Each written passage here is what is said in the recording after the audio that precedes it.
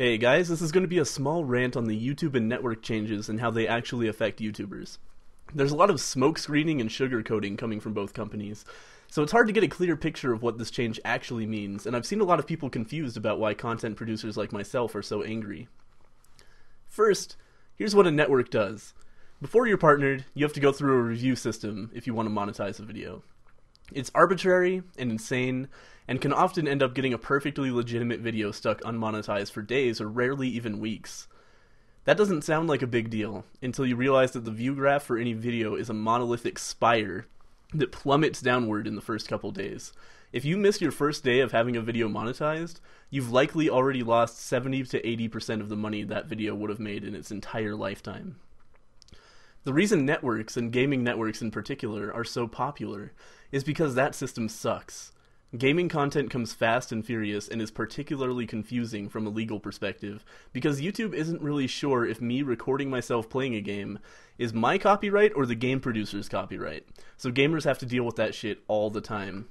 Gaming networks come along and tell YouTube, hey, we'll vouch for this guy's content, stop reviewing it, which makes our lives a million times easier. They make our lives so much easier that we sign contracts giving up 20 to 50% of our earnings to them just for that service.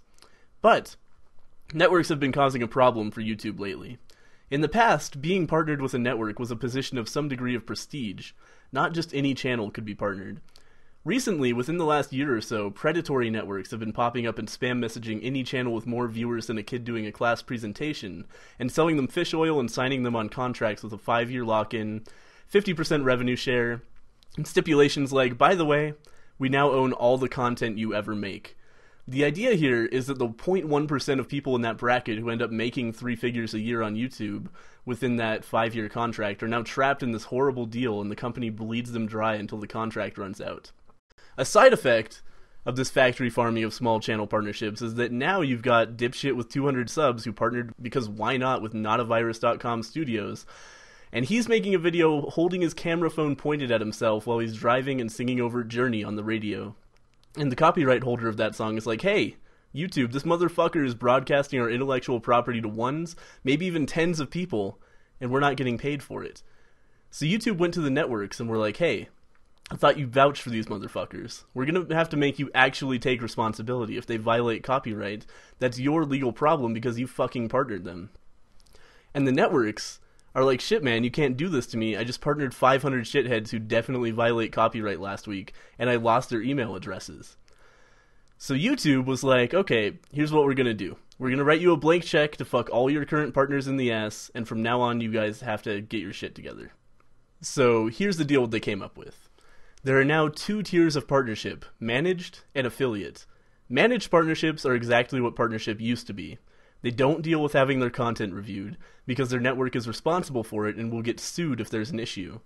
Affiliate partnerships, on the other hand, are exactly like not being partnered, except you still pay your network a substantial chunk of the money you earn. You go into the same exact pool that non-partners are in, and get reviewed with the same arbitrary ferocity that YouTube is known for. Networks were free to decide what channels they did and did not extend managed status to, while still keeping us locked in the same contracts we had already signed under much different pretenses.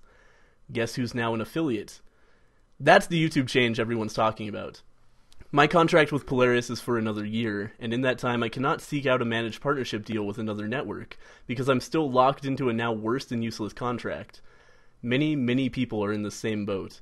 YouTube extended the option for networks to totally screw over their partners, and Polaris took it. Nobody with a brain will ever sign an affiliate contract, and managed partnerships will become much more common in the future, but for the time being we are all trapped. Hopefully this sheds some light on the situation for anyone who is confused. Thank you guys for watching, and I'll see you next time.